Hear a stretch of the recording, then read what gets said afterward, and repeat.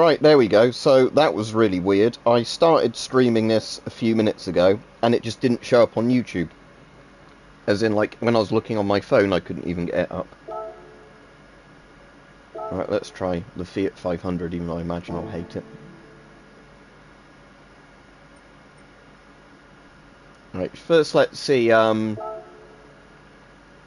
it does. Alright, Rich. Yeah, YouTube was doing one of those annoying things, so I tried to start streaming a while ago, and it just didn't send it to anybody, so I had to stop and start the stream again. That was in the A10 Thunderbolt. Like I said, I like the A10, even if it's outdated. Which one is it? That one, isn't it? The just for this one, I like for just testing out the cars.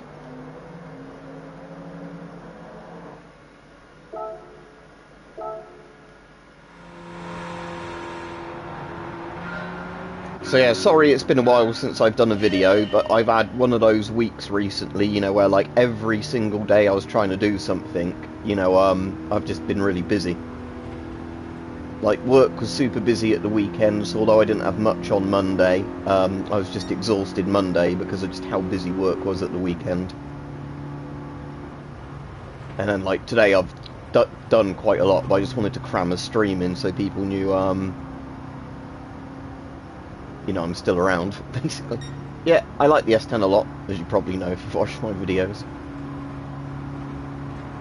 Yeah, this Fiat 500 definitely needs some tuning up. It's, as I expected it to be, not very,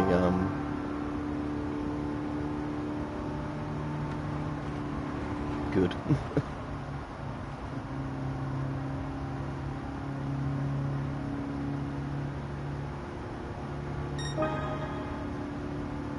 What we'll do is, as soon as I finish this race, I'll put some cheap, basic upgrades into it.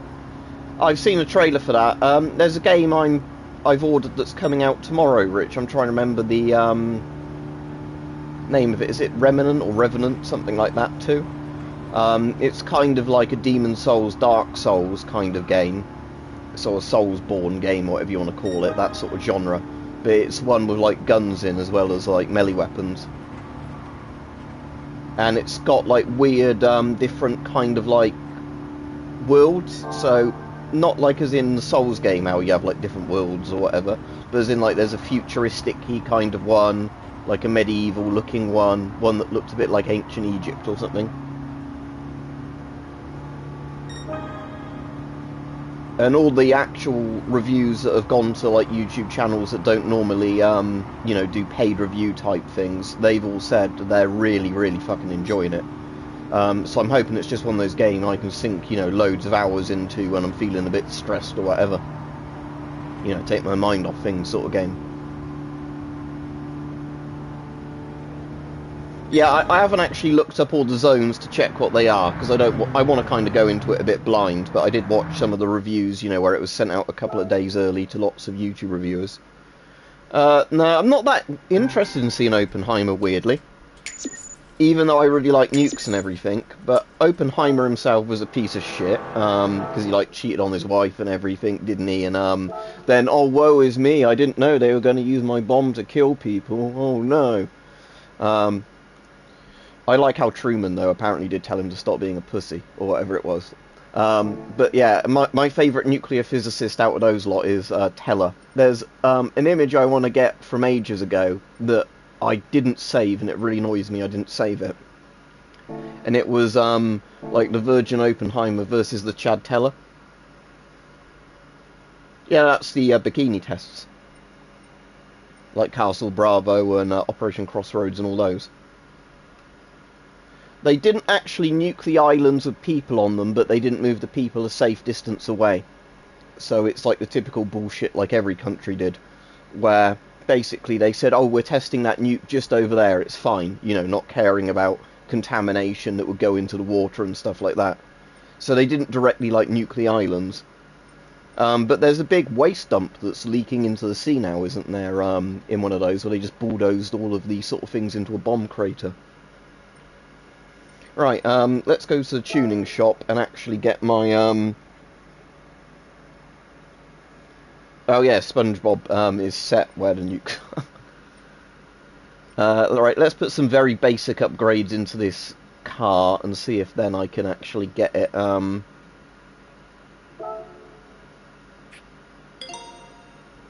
without spending too much money to actually be semi sort of decent. Oh yeah, it's only got 60 something horsepower.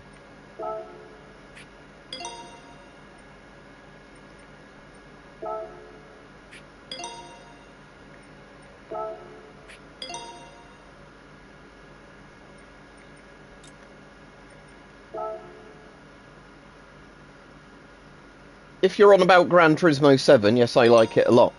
Like I said, I was talking a bit earlier on about what was it called? The game that's coming out tomorrow. Like Revenant or Remnant, whatever it's called, too. And that looks really good. I don't know without looking, and there is loads of cars in the game, so the problem is you can't get a full list of cars without actually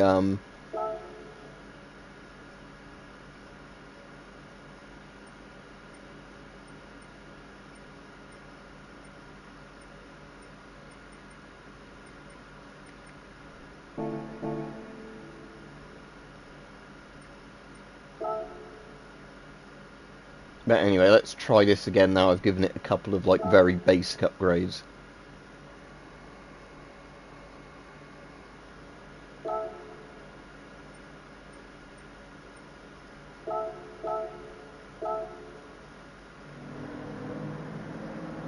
Yeah, there's like retro, very retro cars, like modern, just ones like this, Fiat 500s, which aren't racing cars, to lots of proper racing cars. I just literally bought this one in the dealership to upgrade it a bit and see if it's any good at the very like basic races. There's quite a lot of Porsches in the game, so probably. Alright, Big Mac.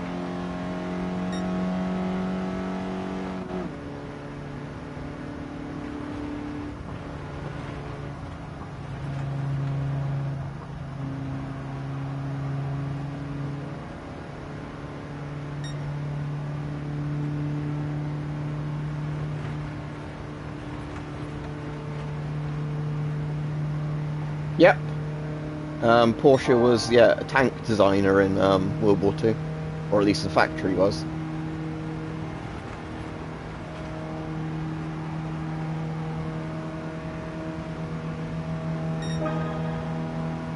Now, this is definitely better since I've given it some very basic tune-ups, but again, I'm not a big fan of the Fiat 500. I'd rather have a Fiat Panda in this that you could tune up.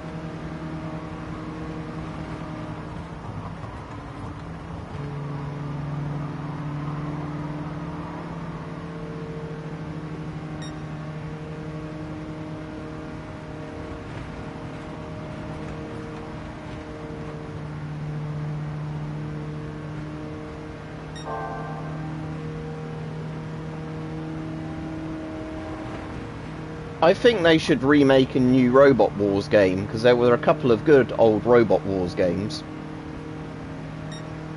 Like Arenas of Destruction, whatever it was called on PS2, I really liked.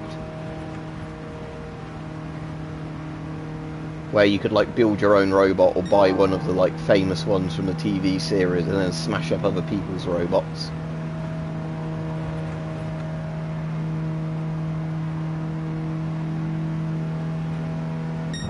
Yeah, it's still not good enough. Stupid Fiat. It's a Fiat.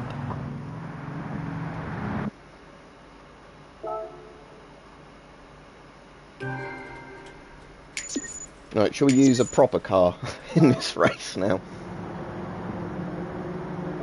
Yeah, there's lots of good IPs that should be reused, like films. But that's the thing that annoys me when like people still own the copyright for things and they don't do anything with it. Right, I'm going to change my car. So... which gas mask did you buy?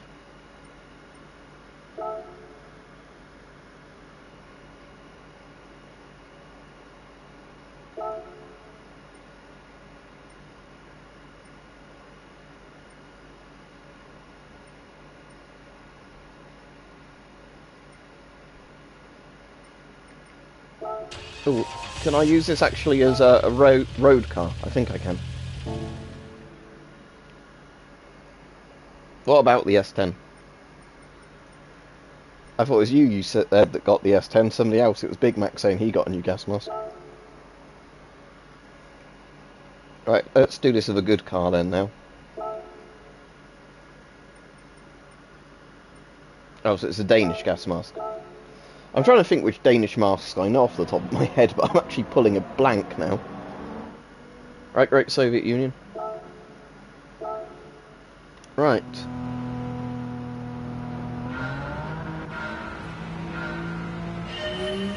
Oh yeah, look how much better this car is. Brum brum.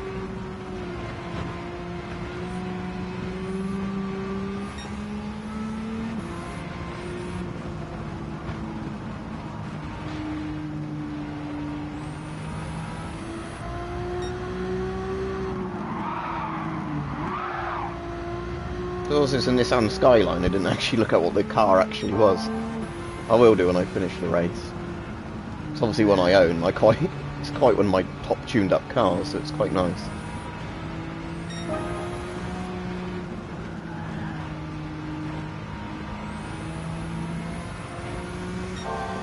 Right, George, in theory, if you mean like a particulate filter, like getting crap out of it that's in the particulate filter, yes, you can do that. The problem is, with a lot of particle filters, the vacuum suction going the other way will actually just damage the filter material. So it's like one of those things where on some filters it might work fine, others you might damage the filter by doing it. Oh, I'm going to lap them. There we go.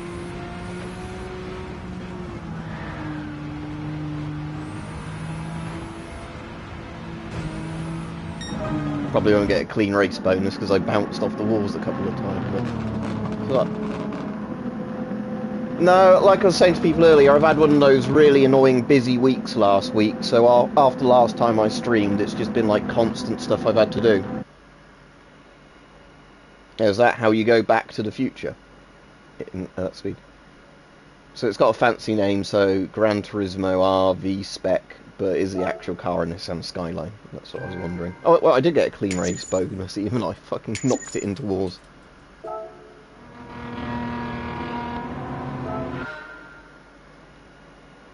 Alright, let's use this on another track. I like this car. Have I got all the upgrades for it? I want to check that. Definitely like it more than that. Yeah, like I said, just with Danish masks, one of the ones off the top of my head, I can't think of many of them without, you know, looking them up on like a database of masks. Oh, I wonder if that Prowler's in the cafe. Oh, he is, he is. Let's see what Chris has to say about my nice little Nissan. Of all the Nissan Skyline GTRs, this R32 stands out as revolutionary. From the late 1960s to the early 70s, the Skyline seemed to be near unstoppable in the Japanese race circuit. However, Nissan halted production in response to the 1973 oil crisis. Boo! In 1989, a GTR name was revived with this R30R Skyline GTR. I won't keep reading this thing, but this is the bloke that comes over cars. He doesn't really, but that's what I think he does, the way he talks about them.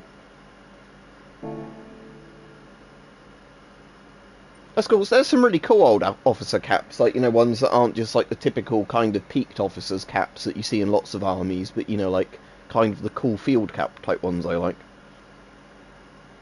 Right, have I got all the upgrades for this, or can I put some more in it?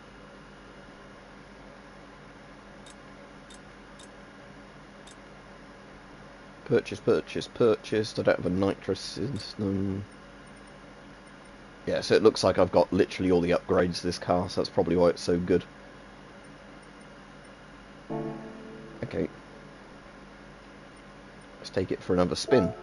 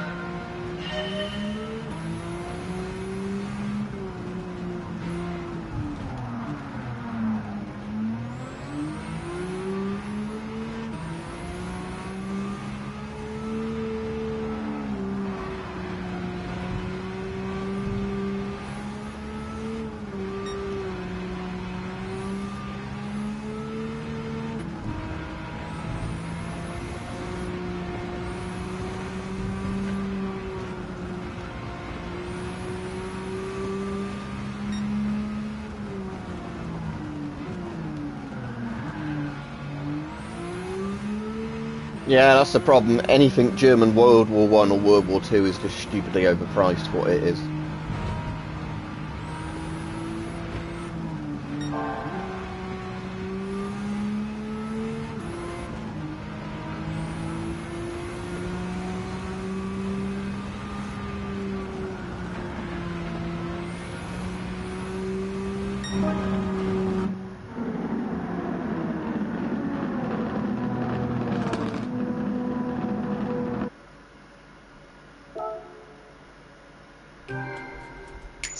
Yeah, what a nice car. Although I should probably try it against higher tier cars, shouldn't I? Rather than like baby cars.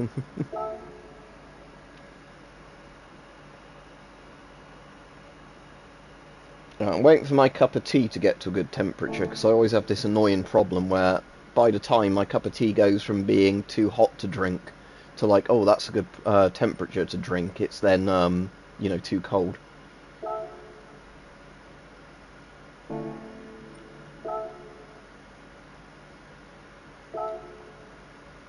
I can enter this on this car. Right, let's give it a test.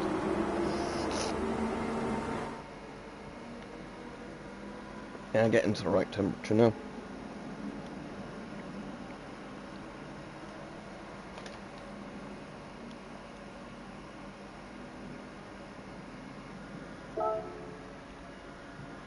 Right.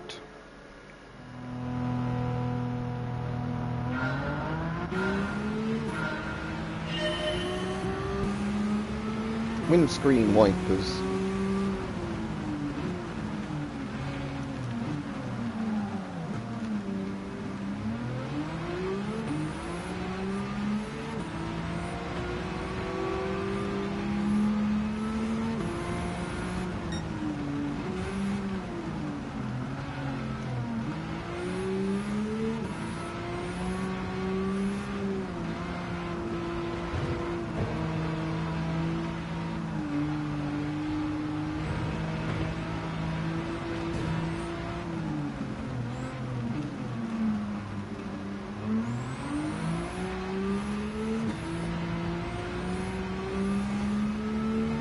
But yeah, I'm hoping I'm going to get a week soon where I actually just get a lot more time to do videos, like, you know, ones with the actual camcorder and that.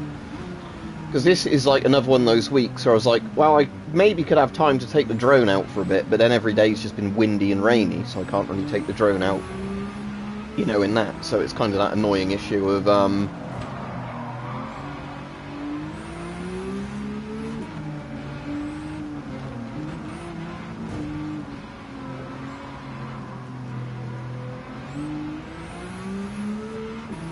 I definitely want to at least get one video filmed this week, but again, it's just that kind of annoying thing of fitting it in when I've not got stuff on. Alright, Rajiv? Because yeah, tomorrow I've got that thing where I'm hoping they come really early, but I've got a parcel I have to hand to a courier, and I don't want to risk leaving it outside, you know, and it getting stolen. So I want to actually wait in for the courier. But sometimes, you know, when you have that, a bit like having a parcel delivered, they can be really late or whatever, so you just sat around for ages, and obviously I can't film a video while I'm waiting to run to the door at a moment's notice. I know the one you mean, the awful racing mission in Mafia 1, that is literally the bit where lots of people quit the game. But I do know the mission you mean. At least it's a bit more forgiving in the remake of Mafia. Although, that was the point I had to plug a controller in just to complete that mission, and I went back to keyboard mouse after I finished that race, just because that car does not handle well with, you know, keyboard and mouse.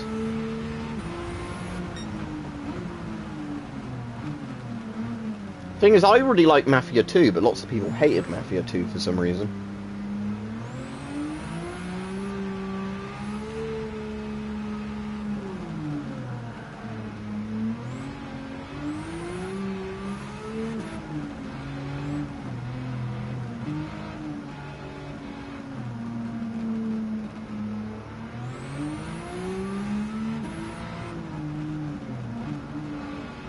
I don't know, just lots of people say they think it's like really babyish compared to Mafia 1. even though it has some really nice technology in Mafia 2. Like, the thing I like is when there's snow on the cars, and when you start the engine, that, you know, the like, you can slowly see the snow melt and then like slide off when you accelerate. Yeah, that's not bad at all, Big Mac, regardless of what it is. You know, if you're paying like €25 for something like a cap and a mask together, that's not bad at all, is it?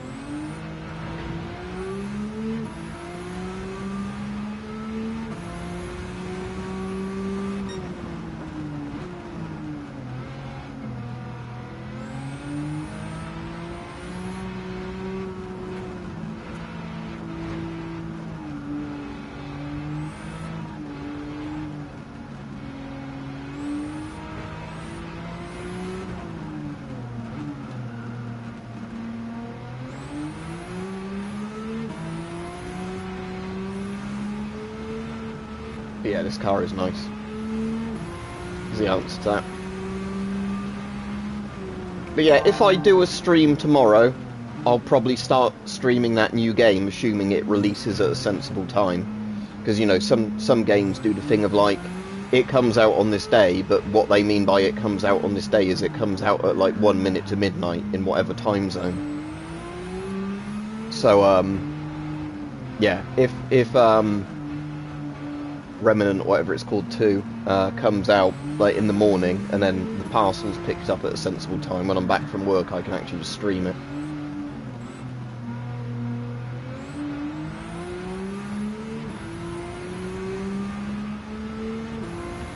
It definitely was easier until the remake, like, because the Mafia 1 remake is closer to Mafia 2, I don't actually know at that point. But Mafia 1 was a lot less forgiving, but then Mafia 2 had better mechanics in it. Like, you know, it actually had a cover mechanic you could choose to use if you wanted to. Whereas in Mafia 1, there wasn't really a proper cover mechanic, so there were places where the enemies would always shoot you and you couldn't really get behind cover. So a lot of missions in Mafia 1 were kind of like dying over and over to remember where the enemies were going to jump out from, so you could have your gun trained on that place, you know, ready to go.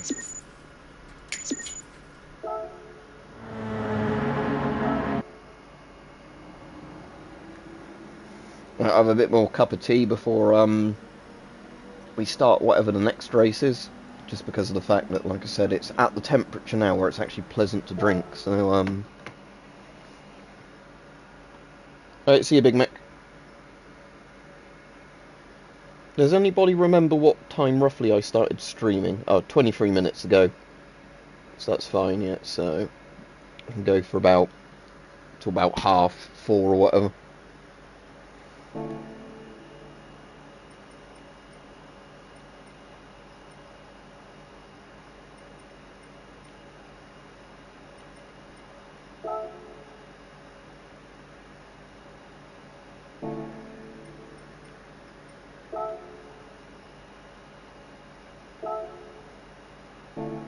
What's an FR?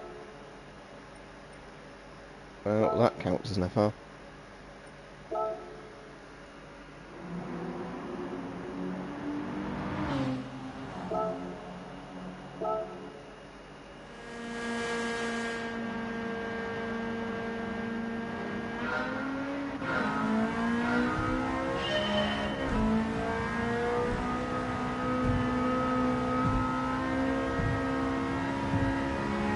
The only thing I don't like on this map is because it's got like that concrete kind of joined together, it's like driving on the fucking whichever motorway it is near London. I can't remember if it's the M1 or one of the others, but they have that, like, it's not proper tarmac, it's like concrete blocks tarmac together, so it's like bump, bump, bump, bump as you drive along it.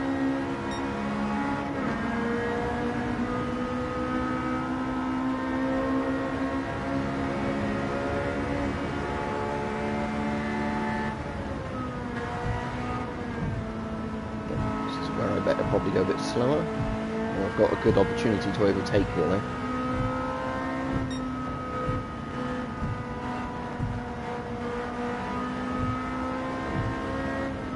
Ooh.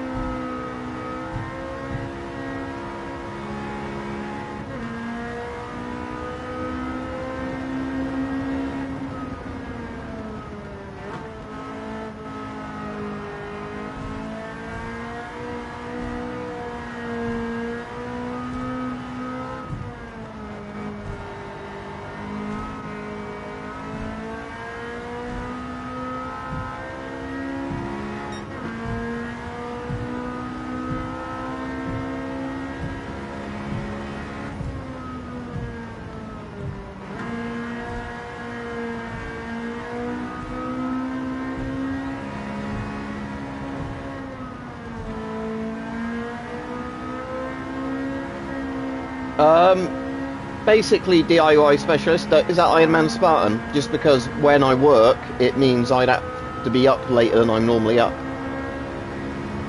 I'm going to try and catch him on Twitch again when he's on Twitch, but the problem is when he does the Friday and Saturday night streams, if I'm working Saturday and Sunday as usual, I'm in bed before they start. I normally go to bed at like 9 PM on a Friday and Saturday now, just because obviously I'm getting up at like 6 AM, that sort of time, and then working for sort of a 10-hour shift. So it's nothing personal against any of the people involved in it. I still chat with Mike on Twitter a lot, and that it's just the timing just doesn't work for me with one of my jobs.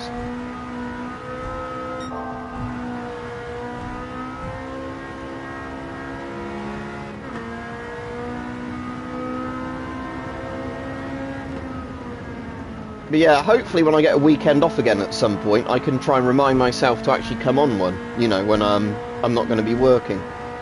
Because I'm still owed some holiday days, so that'd be good to go on one again. But yeah, it's just that typical fucking thing of where, you know, work gets in the way of stuff. And at one point when I was working, it wasn't as bad because I didn't start as early, even for the same job. So, you know, I could go on because I didn't have to set my alarm as early, even if I just went on for the first hour or whatever. But the problem is now, because I'm on, like, the opening bit of the shift, till the actual end of the day anyway. Right, let's see what this ticket does. See if I get anything good.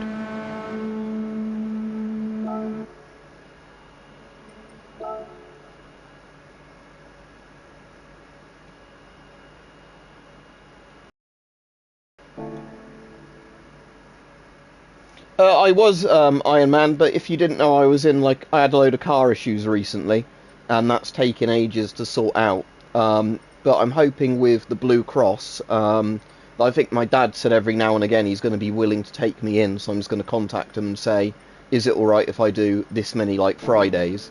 And then my dad said he's willing to, you know, do it every now and again. Then, I suppose if I give him petrol money, he wouldn't mind at all, unless he actually has something on those Fridays. But yeah, the annoying thing is, until my car stuff's sorted and, you know, all the issues I've had with that recently, I can't basically drive at the moment. So, with work, I have to walk in or get a lift. You know, and some of my co-workers give me a lift back home, which is nice if it's like bad weather and that. But yeah, I want to be doing it. That's the annoying thing. But it's because once you've been driving for a while and then you suddenly don't have a car for a bit, it's really frustrating because like all the things you could do conveniently, you know, you didn't even think about, and then you're now getting used to like I'd need to get public transport on that route if it even does that route sort of thing, you know. And like today when I had to go somewhere, I had to get the bus there and back, and the bus was about 20 minutes late going each way.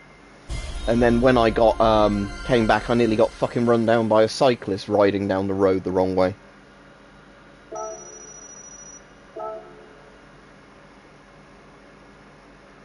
And would you guess it was the type of cyclist that wore all Lycra?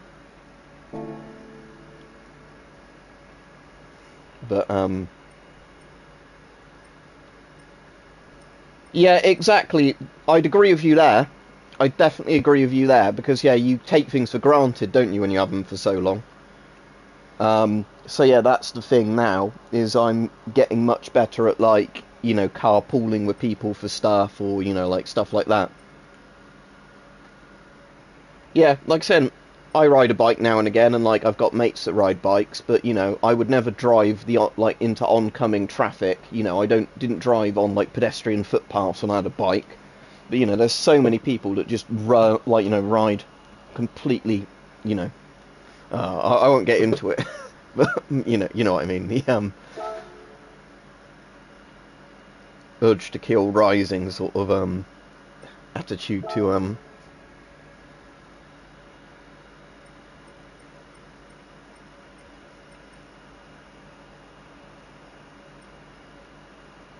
it's like a fairly easy racetrack.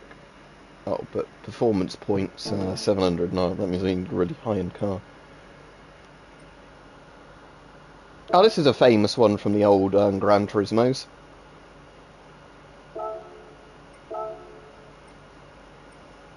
Right, let's do it. This is an overpowered Jaguar. Right, let me have another mouthful of tea.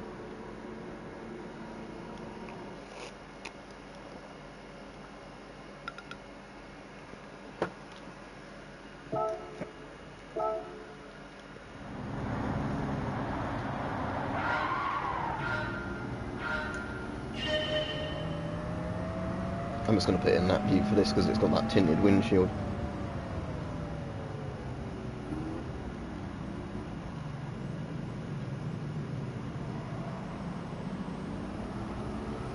Yeah, but I can definitely remember this track from Gran Turismo 3. Ooh, that was a bit fast. Shit.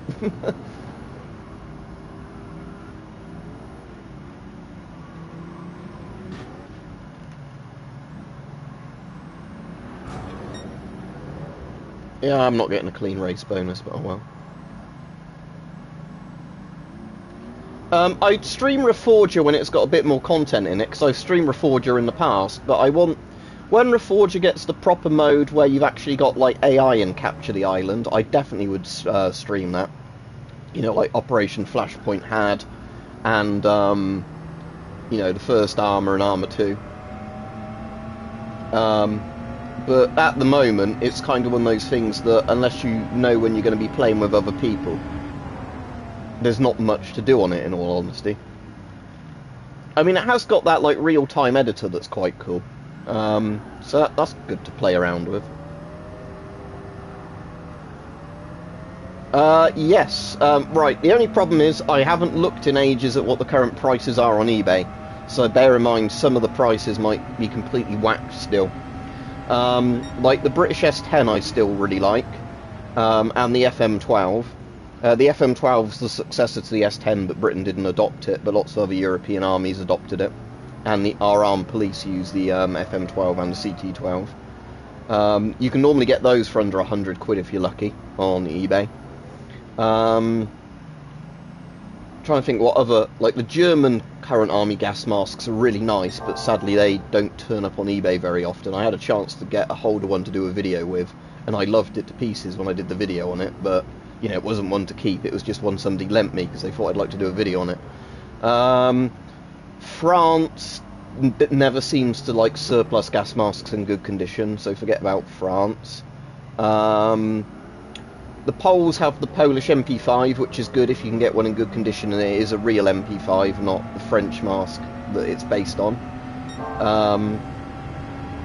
The Polish MP6 looks really good, but I'm yet to still see those hit the surplus market. It seems they're actually being pretty good at not, you know, having them flogged on eBay once they're, you know, used by their army date. There are a couple of good Chinese ones, but I'd have to tell you the exact names on, like, you know, a thing when I can think about it better, like the FMJ09s. Because with China, there's some really bad gas masks and there's some really good ones. Oh, the S6. They are mostly Iron Man, but the problem with them is that they can make you a bit nauseous, because to make the vision wider, so like more panoramic with the lenses, they've got those curved lenses on them. So that I personally cannot get on with those, because it makes me like feel motion sick when you move when you're wearing it, because it's like the light gets distorted going into your eyes. They're also a bit annoying if you have to take apart any of the bits to clean them. Like, a lot of the bits are attached to like tape and glue, so, you know, they were designed that if you had to take a bit apart for cleaning, it would be done in a workshop kind of thing and then re-glued. Where with the S10, it's like the replacement mask for it. They're like bits that clip on and clip off, so you can just do it, you know, in 5 minutes, you know, just in your shed or whatever, or at your desk. It's, if you've got the, you know, and if you need to replace parts, it's like pull out one part, replace that part sort of thing. But yeah, there are... Let me just have a look for you on eBay at the moment, eBay UK, and I'll see what the price is at the moment of FM12s, because I think that's going to be the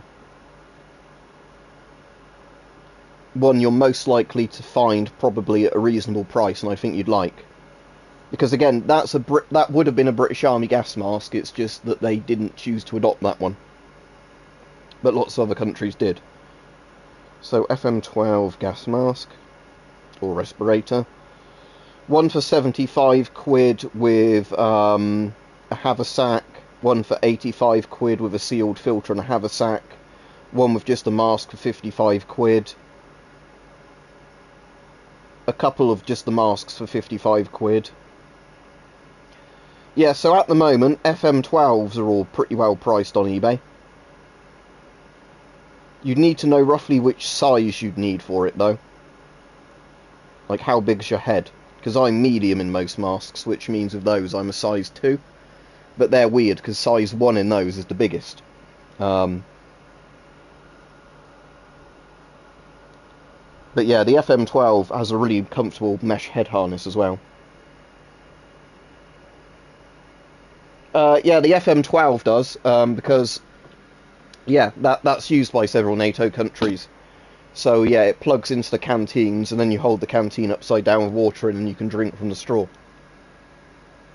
Yeah, the S6 doesn't have a straw in it, by the way. That was before that, like, drinking systems were common.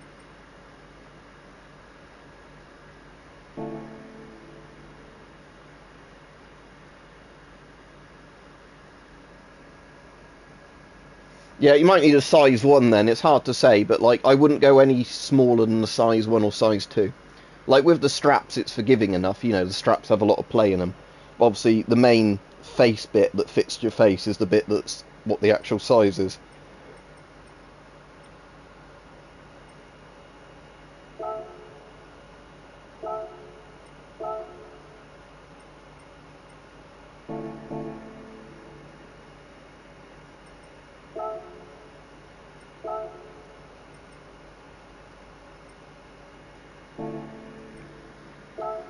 Have a bit more of my tea.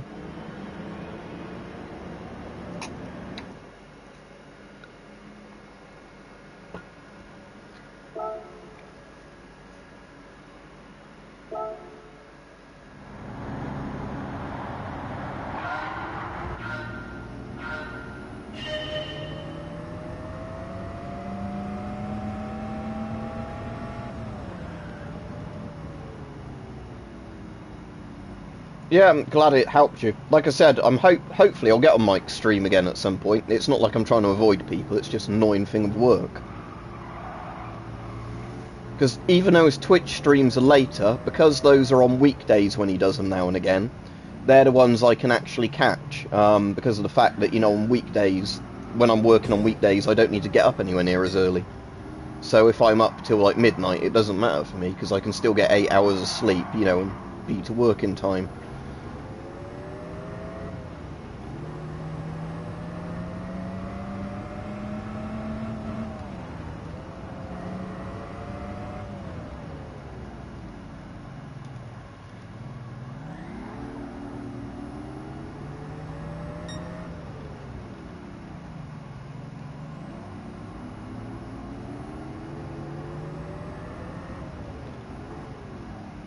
But yes, the funny thing with gas masks is I've not actually bought any new gas masks in quite a while, but that's, I think, because I've got so many now that it starts becoming quite hard to find interesting, you know, ones you don't actually own.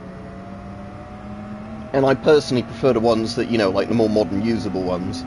Like, the historical ones I really like for their history value, but, you know, with the modern masks that you can just put a brand new filter on and get them working, they're the ones I like the most because they actually have a practical value to them.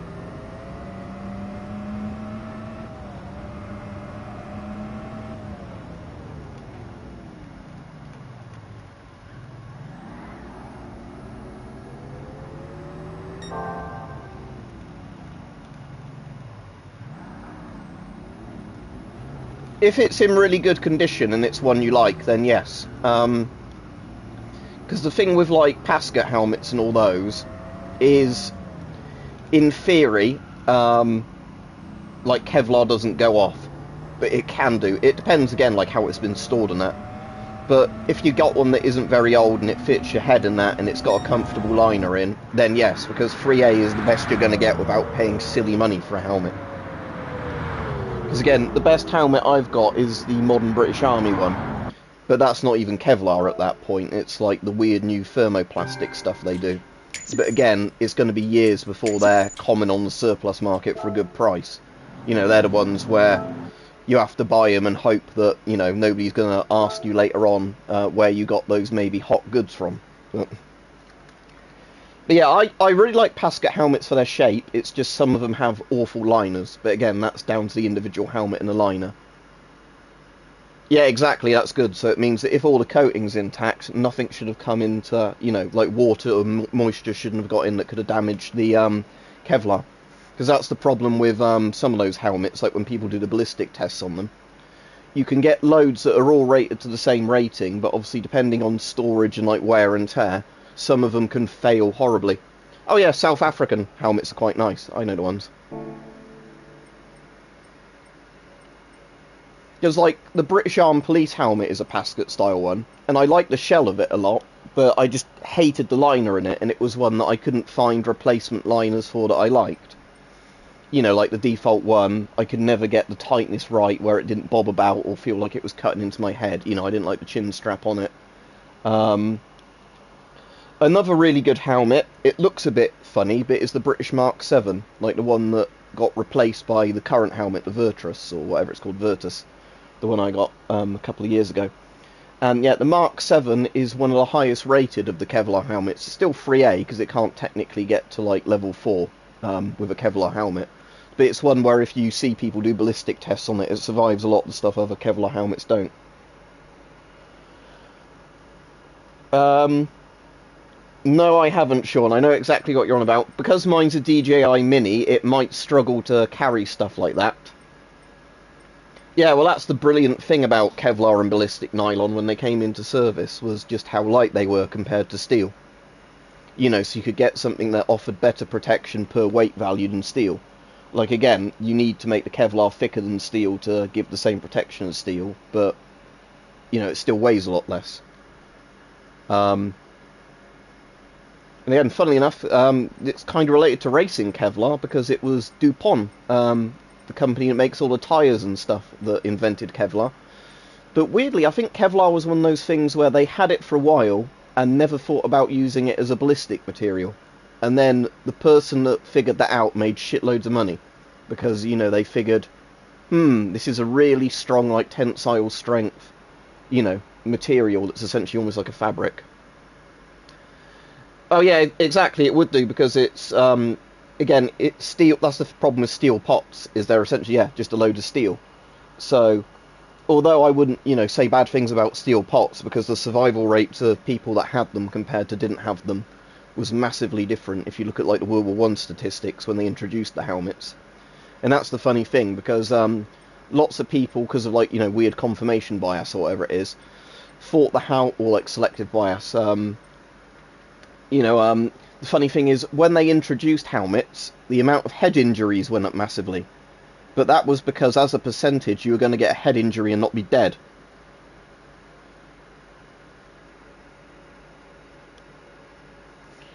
Polyethylene has more back-face deformation, that's the problem with it, but it's stronger than Kevlar. Yeah, because it's ultra-high molecular weight polyethylene, or whatever they call it, that's in that modern British Army helmet I have, because they're one of the few, like, modern helmets that can stop rifle rounds. But you wouldn't necessarily survive the impact, that's the funny thing. So it'll probably get to a stage of helmets that, unless you're in, like, some sort of exoskeleton, you know, it's only going to do so much, because the human body is still fragile. But yeah, on the videos I've seen of people shooting UHP, I already said I haven't watched Oppenheimer yet. If you mean, what do I think of Oppenheimer as a person? I think he was awful. Not for making the nuke, just what he did in his personal life, and then how he whinged about, oh, I didn't know my nuke could kill people.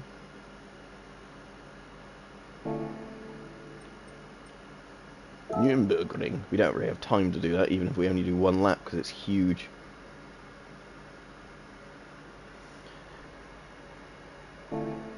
Well, just because of the weird conversations we're having where I'm meant to be playing a racing game and then I've got distracted because people are talking to me about Millsap. Shall I just do that really long racetrack to finish off this one?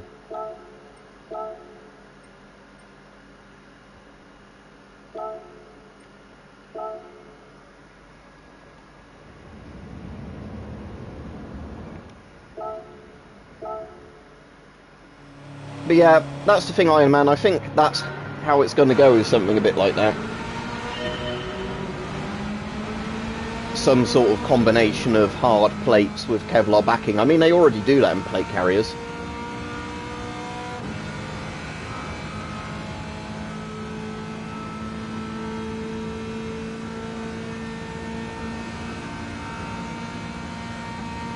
Witness.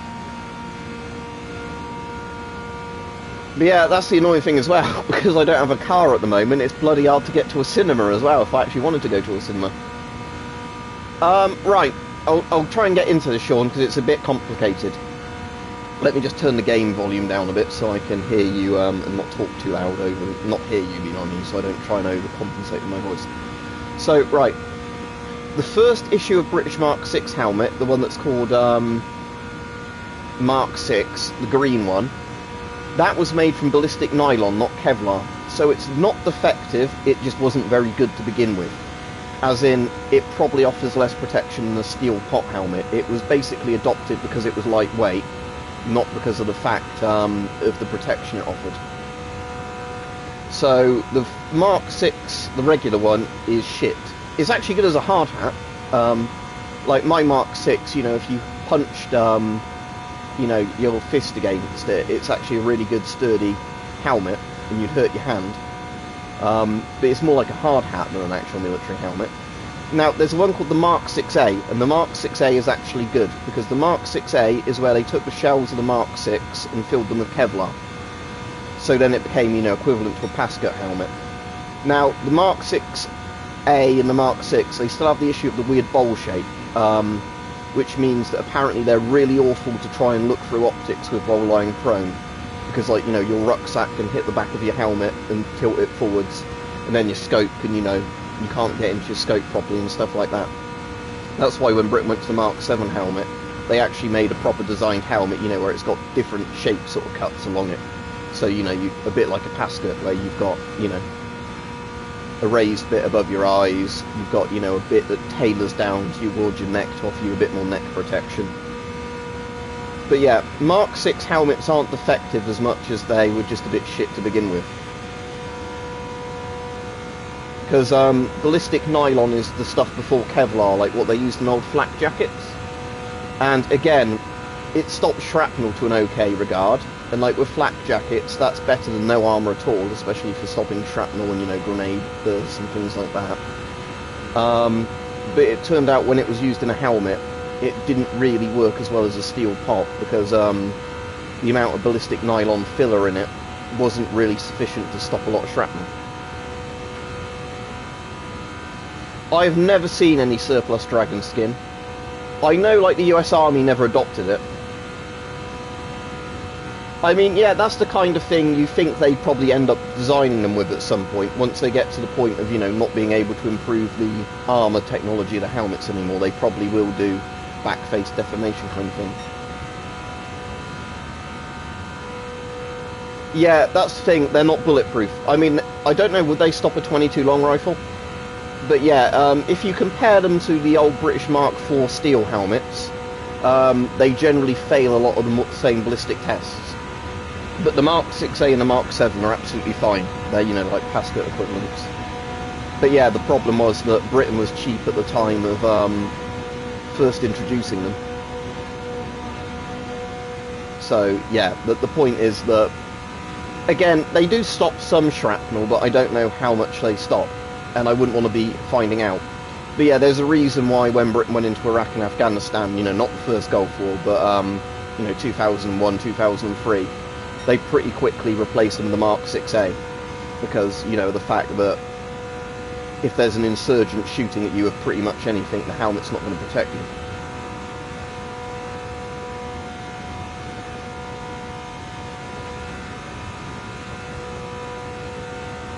Now, the ECBA body armour, from the other hand, from the 90s and that's fucking brilliant.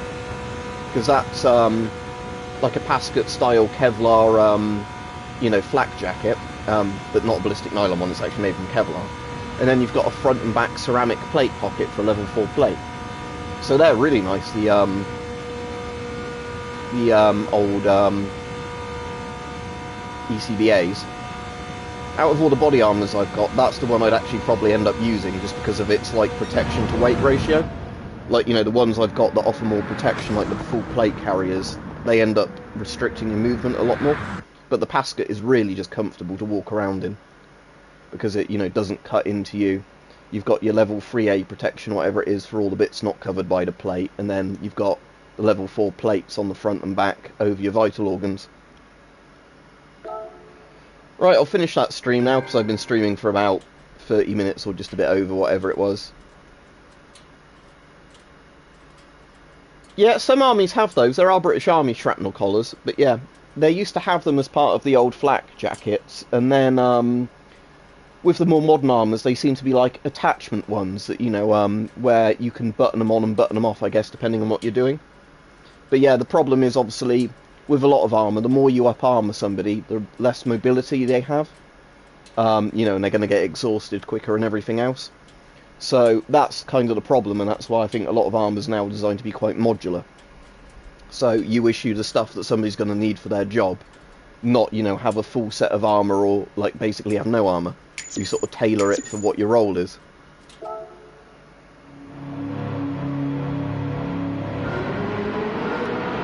So Sean, would you prefer an old 3A or a newer non-ballistic bump helmet? An old 3A that's actually good, that works, you know, like a rarer 3A, because there's some really cool looking 3As. Again, I know that they might have aged, but they'll also work a bit like a bump helmet.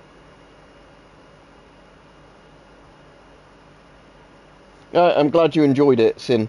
Like I said, it's just one of those things where if the stream chat turns into Milsurf, I actually know what I'm talking about, even though it was playing a video game. But that's why I call these, you know, ones like whatever the game's name is in chat, because a lot of the time it's just using a game as a bit of background space filler while people chat and ask questions about stuff. But yeah, I'm hoping at least this week I can get another video done on something, because, like I said, I've just got the annoying thing.